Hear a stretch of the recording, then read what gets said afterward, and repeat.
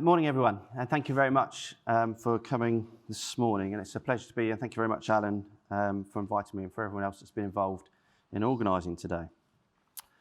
So I've got a 20-minute slot to talk about an integrated approach to effective fire protection, which is quite a mouthful, and hopefully I can unpick that bit in the next 20 minutes. So a little bit about myself. Tim Jackson. I'm a chartered building surveyor and associate of the Institute of Fire Engineers. I'm a partner and the discipline lead for site inspection services at calfordseaden. And that means that I manage, on my day-to-day basis, I manage 5 teams of clerks of works and quality technical inspectors. Most of you might not have heard exactly what a quality technical inspector is. I haven't got time to talk about that, but some of what I'll be talking about has come off the back of that work that we do, where we particularly get much more involved with the site team and clients, as well as tier 1 contractors to help them improve quality and what they're doing on site. Just briefly about calfordseaden, who we are, if you've never heard of us. So we're a multidisciplinary practice. This slide shows you an array of the different services that we offer. Please come and see us on the stand just out on the right-hand side, and happy to speak to you more about these, and particularly also about clerk of works and quality technical inspectors, or QTs as I like to call them, but they don't like being called that. So what am I going to cover this morning? First of all, I'll start off by looking at the subject in the context and a reflection on our industry, which we've already had a little bit of this morning, which will overlap with that, which is great.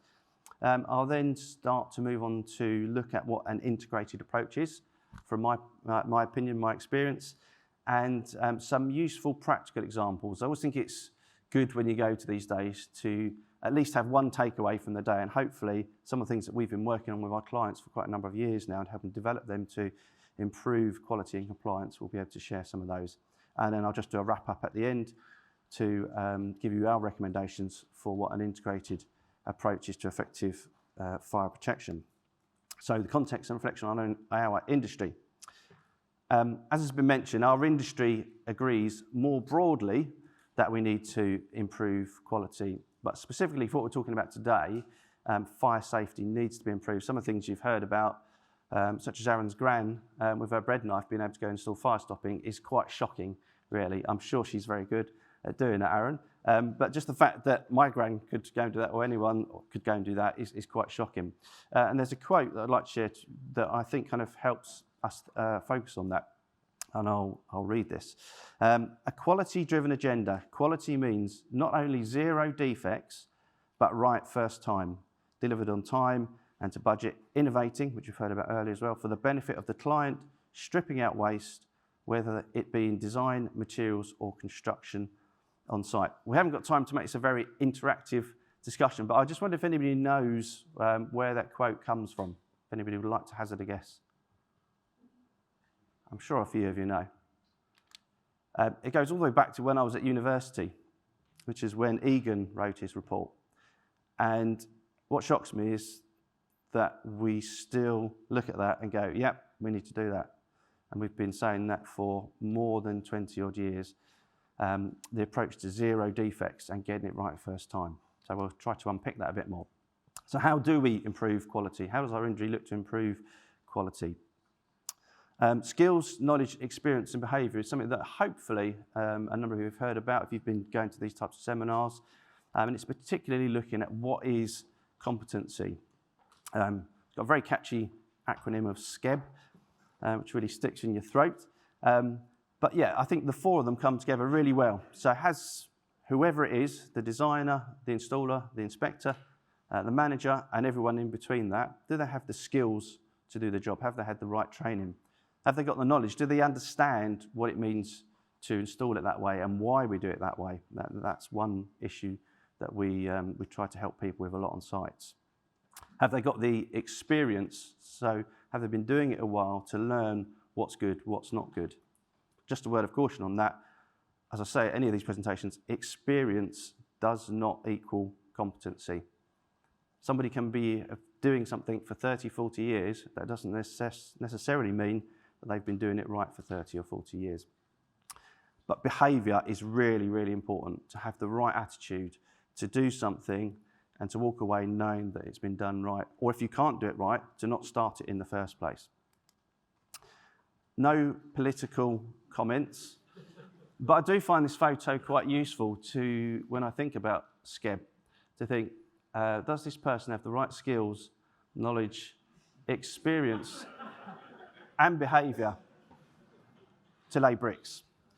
Moving on.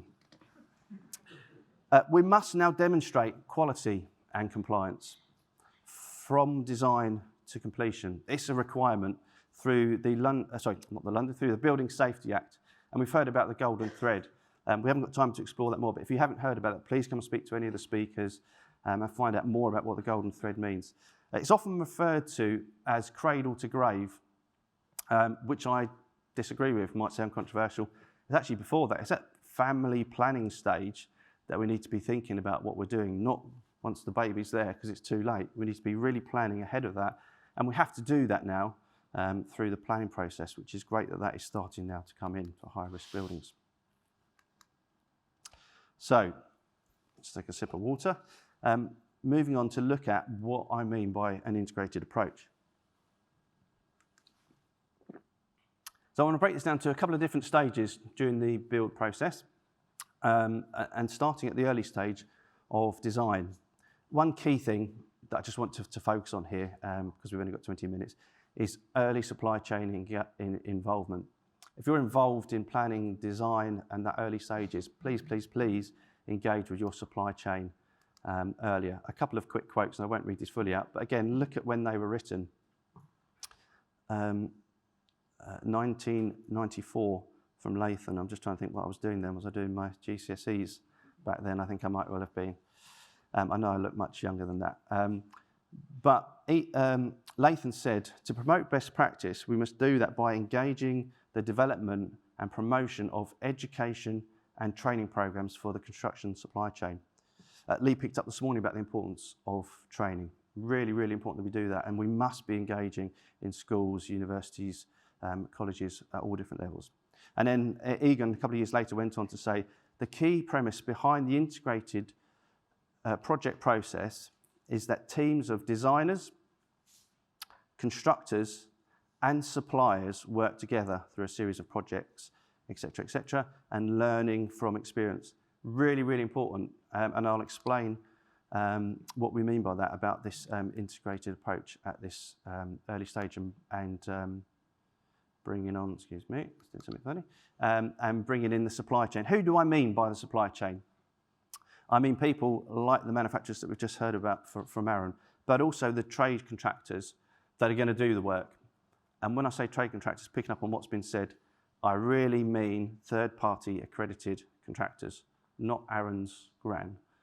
We must be really, really, if you're a decision maker, we must be using third-party accredited contractors to do the work. Okay, and why do we want to bring these people together? Because it's going to help us select the right product and not leave it to contractors' design portion, which we still see far too much, which basically means when we get round to appointing the fire stopping contractor, we'll get them to come to site and they can just fill all the holes for us. It doesn't work like that. They need to be involved much, much early on to be involved in the selection of products and the design of those. The benefits are that it really helps rethink, picking up on some of the things that Latham and Egan said, to rethink and challenge the normal way of doing things in a sequencing. And just a brief example of a project I worked on, very large subterranean project near London Bridge. Because it was subterranean, we had loads of ventilation going on there, as you can imagine, really high floor to soffit heights. So we had a real challenge about getting the dampers in and all the services that were going in.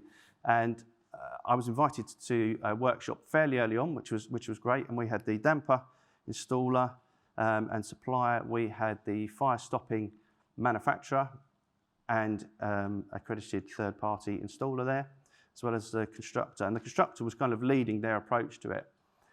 And I just asked a number of pointed questions to those in the room about, and challenge it. And the end of it was, we came up with a completely different solution to where the constructor wanted to build it, which was how they normally build it. And we got the dampers in really, really early on, so we was able to quality control that because we didn't have any other services to check them. We was able to then to fire stop in those associated areas, free access to get up and do that without the ducts and people leaning around ducts to try and deal with that. So it's a much cleaner installation. Waste was driven down significantly. One of the other benefits as well was, which at AVIVA would be tick some of the boxes we were hearing about earlier, is because we got that in really early on, we actually helped fire protection during the construction stage because we had completed parts of the compartmentation which are normally left open. So there was the added benefit of that. And the result was, as I said, that we had less wastage, better quality control, better evidence of compliance, and they also reported improvements on programme as well. We need to ensure that we get the right trade to do the job as well. And just a question for you really, is the plumber, not one for you to necessarily answer, to go away and think about, is the plumber the right contractor to be installing fire collars on the soil and vent pipe they've just installed when we've got a third-party accredited contractor coming along at a later date to do other fire stopping? Hopefully you all agree on the answer on that. A word of caution though, we do need to understand the limitations, and we still see emails when we're questioning things, and often, as Aaron's alluded to, the question that's asked isn't necessarily the right one. We still far too often see emails that say, it should be okay. I don't know what part of should means that's compliant, but we should not be relying on should. And the question we normally ask is, okay, where's the test evidence to prove your should? Oh, you haven't got that. Okay, so have you had it assessed? No. Okay. So really last, probably sarcastic report is, can you take me to all your buildings where you've installed it like that and there's been a fire and it's maintained the integrity that it should have done? And the answer is no. And it's like, well, you have no evidence to back up your should comment. Okay, moving on to design and construction stages, developing the right quality process. Great to have quality plans, which we must do, but I want to dig into the process, the bit on site. How do we get that to work well and to get the best, rather than just having a fantastic piece of paper? Through workshops like the one I spoke about earlier with the damper, and elemental benchmarking. Not sure if anybody's heard of elemental benchmarking before. Any nods in the room? Does anybody know what I'm talking about? So most people know what benchmarking is. They think of a benchmark, yep, that's a nice finished room unit where it looks lovely. That's not what I'm talking about. I'm talking about breaking down certain details in relation to fire safety through the key stages and the hold points that we need to be looking at, and keeping those as live benchmarks throughout the project. So the letterbox detail was mentioned earlier, over entrance doors through a compartment wall. We have jobs where we press to get a benchmark that shows it just boarded one side, so we can check then that all the framing is installed correctly, because that's a point where you want to check that, because if that's installed wrong and it's covered over, Aaron's tested it on the basis that that's installed correctly. So it's really important that we have those stages, and obviously then the lining of that opening, having that, so we can check at these different stages to make sure the detailing is correctly. And to have clear and simple instructions for the operatives. So for those that are at the sharp end of installing this, it's really important that through the training, the toolbox talks, and the instructions that are given on site, that they are easy to understand. Giving operatives a 20, 10, 4-page document of words telling them how to do something is never ever going to get read and followed. So it needs to be clear and simple, and I'll touch on that a bit more on the next slide. We need to ensure that all parties sorry, I had a bit of a Yoda moment when I wrote this one. I realised when I read it through this morning, because that sentence doesn't make sense. And I won't do a Yoda impression as I read it. But we need to ensure that all parties understand what the right approach is. So what is the right, correct way to do this?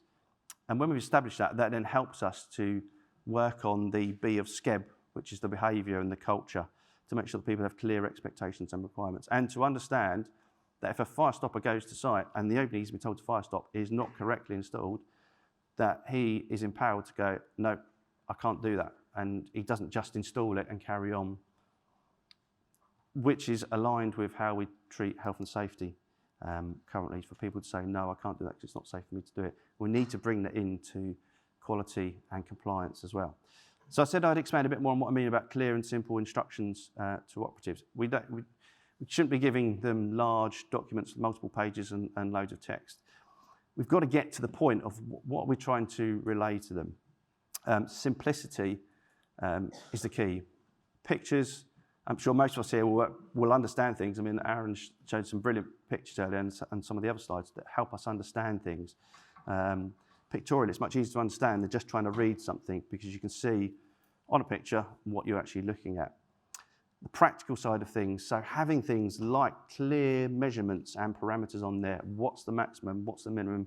Don't just give it what it should perfectly be, because I haven't been to any building sites where everything is built perfectly to what it is, but what is the minimum requirement?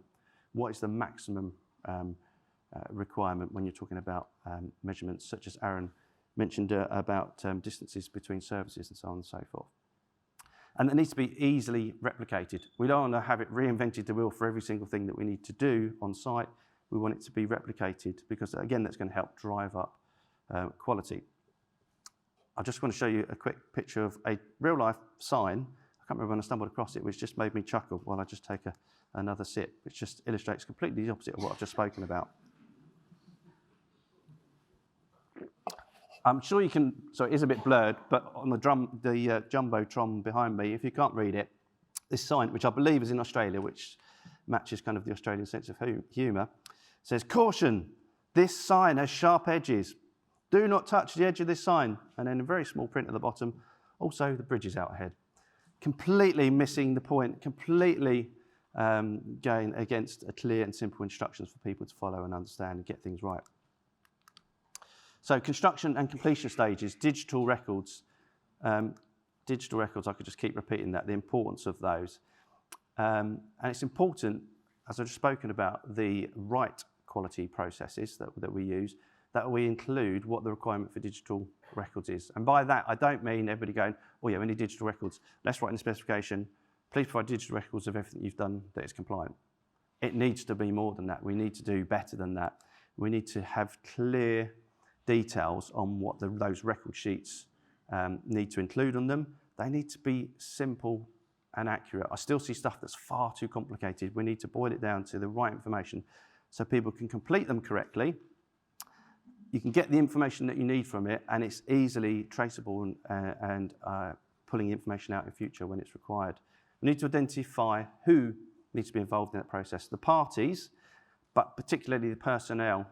And by that, I particularly mean the different stages, the different levels of seniority that are looking at works to sign it off, which goes back to the SCEB about having to make sure that the supervisors are appropriately trained and so on and so forth. I'll try not to go off too much, but I did just want to tell you this story very briefly of a really poor example of this. I've got several really poor examples, so please come see me if you want to hear more of my anecdotes.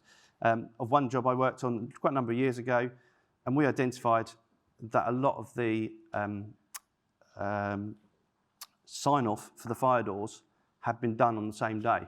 And so we questioned this and said, this person suspected an awful lot of fire doors on the same day.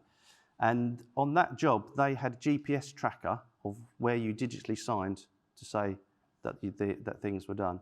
So we pressed the contractor, our client, to investigate further. It was a very large residential development, and the site office was remote from where the site was. When they traced it back, they pinpointed that the canteen was the location where this supervisor had inspected all these fire doors and signed it off, which completely meant everything that they had was completely worthless and had to be done again.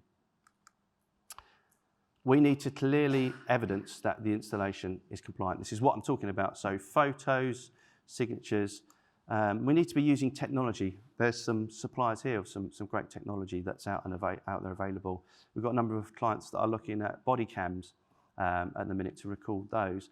And then you've got a sequence of different stages that buildings are constructed. So you kind of get normally the graduate or something like that to walk the same route at the same time around the site every day. So you can get that capture. There's all sorts of cloud-based platforms and tablet reporting systems. Great technology out there. Please, if you're not using them, please investigate them and look at them and make sure that they're, and spend the time doing that. Don't just go for the cheapest, because there are some that are really complicated. There are some that are really simple and do an excellent job out there. There's a whole mix. There'll be something for everyone. Cue to a song, but I will not start that. Comfort. We need comfort and assurance. And one way that can be done is through independent inspections, like the role that my team do. We come in with no agenda, apart from, is it quality and is it compliant? Let's have the information, let's check it, and then we can provide that, as we do, to main contractors, and we're appointed by some main contractors, tier ones, and also to traditional client base. Because of that, we can cross over from the different specialisms and understand how they interact and use lessons that are good and bad from other sites that we've worked on. This all helps develop the right culture of accountability, which goes back to my B in SCEB about the importance of behaviour, which Egan wrote about when I was a wee lad, and the importance of making sure that we get that right. So, apologies, I'm overrunning, so I will go through this quite quickly, but I wanted to give you some useful practical examples. RIP, I'm using it in terms, not what it normally means, but in terms of reduce, improve, and prevent. So we need to be looking to reduce the options for error. Strange statement. Project specific fire stopping work. Aaron's explained how much time and testing goes in for fire stopping manufacturers to different ways to deal with different situations. But not every single one of those is going to be used on every single project. And we shouldn't leave it down to the person that's going out to do the work to make that decision. So we need to boil it down to which ones are we going to use on this project. Door openings. I'm going to have to move a bit quicker, apologies. Two different door openings here from British Gypsum. The left one can carry doors up to a weight of 35 kg, and the one on the right is up to fire doors of 60 kg. With one of our clients, we've found that, we experience a lot of jobs, that it's left down to the partition manufacturer to decide what door opening to install. But they're not told what doors are going in those because they haven't been specified or selected at that stage, so they don't know the weight, so they don't know what door openings they're constructed, and by the time they're constructed, it's too late. So we've been trying to drive that decision I said earlier about the early integration of the supply chain to make those decisions earlier. But what we found, particularly with one of the client, we did a review of where we kept finding errors, and they kept having to do rework, and so we just simply suggested, why don't you make the 60 kg opening your minimum door opening, because that alleviates a vast majority of problems. They made that decision. There's a slight increase in finance, but a massive reduction in finance of reworking and errors and all sorts of problems. So something to go away and think about. The I in RIP, we need to improve knowledge for the correct installation. As has been mentioned, manufacturers' certified tested details. Please, please, please follow these. And it's important that everybody involved knows what they are. I'm going to give you one example of deflection heads. Again, on the left is from British Gypsum, and on the right is from Seniac Drywall Manual. Those walls provide exactly the same fire rating, and they look very similar, but they do have very different details. I'm not going to go through them in detail, but look at the head packers, look at the dimension and the ceilings, the red and the green on there. They're very different in terms of how they're designed. The gaps of the plasterboard can vary between manufacturers. The one on the right says a minimum of 5 millimetres. Other manufacturers have a minimum of 10 millimetre overlap, and obviously you need to allow the gap above that to make sure that you've got the deflection. The stud and head track detail and the overlap can vary between manufacturers. The horizontal fixing strap can vary. So it's really important you know what the system is and you install as per that certified tested detail. And finally, the P, prevent. How do we help prevent future defects and breaches? Some examples which we've developed with our clients is fire compartments, particularly fire compartment walls. When the frame of buildings is erected, often the engineer goes round and sprays to mark up where all the partitions are going to go, which probably most of you have seen. But quite a number of years ago, we said to our client, one of our clients, why don't you use different colour sprays to identify the fire rating for those walls? So straight away, you've lost a bit of ambiguity. I'm just getting pulled off stage, so I'll be very quick. So we came up with spraying and also marking, so hopefully in future, if anybody comes to do any work in future, they'll be able to see this. I've got one more slide after this. Permit to works systems, really, really important, particularly for fire stopping. So when fire stopping is complete, please recommend that you have a permit for anybody else to go and work in that area. Last slide. we got there. Apologies, I've overrun. Early engagement of supply chain and selection of materials, absolutely paramount. Think about the golden thread, really look at what you're doing on your projects. We need to have adequate programming time. It's a requirement on CDM and has been for a long time anyway for clients to make sure that we've got that, but that's really, really important to building all of these aspects. If you take one thing away, please only use third-party accredited contractors, specialist contractors in the fire safety arena. The use of independent inspectors and the benefits that they can be, and I'm happy to speak to people more about that. Things must be trade person friendly so they can be used on site. Elemental benchmarking and a robust digital records. I'd love to speak to you for much longer. I don't think you want to hear me anymore because we've got some fantastic speakers to follow me, but thank you very much for your time.